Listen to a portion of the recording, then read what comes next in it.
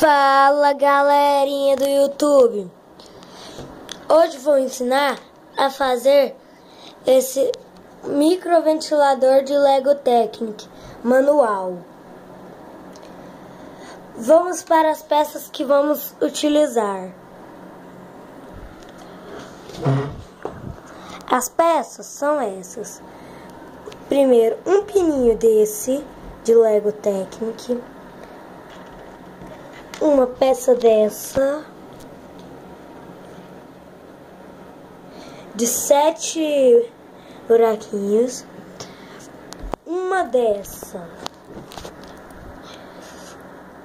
de um xizinho na ponta e 2 quadradinhos no centro, uma engrenagemzinha dessa, de preferência, porque senão pode ser uma outra pecinha que tenha de largura, uma dessa, ou uma que tem um xizinho, que seja de 1, e uma dessa, do tamanho de preferência. Vou usar desse tamanho porque fica melhor. Para começar, pegue esta peça, pegue esta e esta. Você vem no centro dessa e coloca o pininho, bem assim. Aí você vem, coloca isso aqui, depois coloca isso aqui, coloca isso aqui, é isso aqui.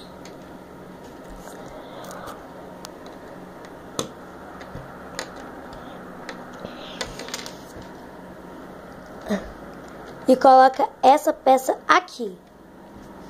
E está pronto o ventiladorzinho.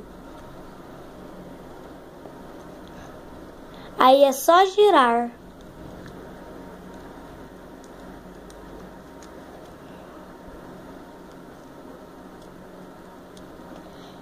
Se gostaram do vídeo, dê um like e se inscrevam no canal. E quanto mais likes, mais rápido sai o próximo vídeo. Falou e...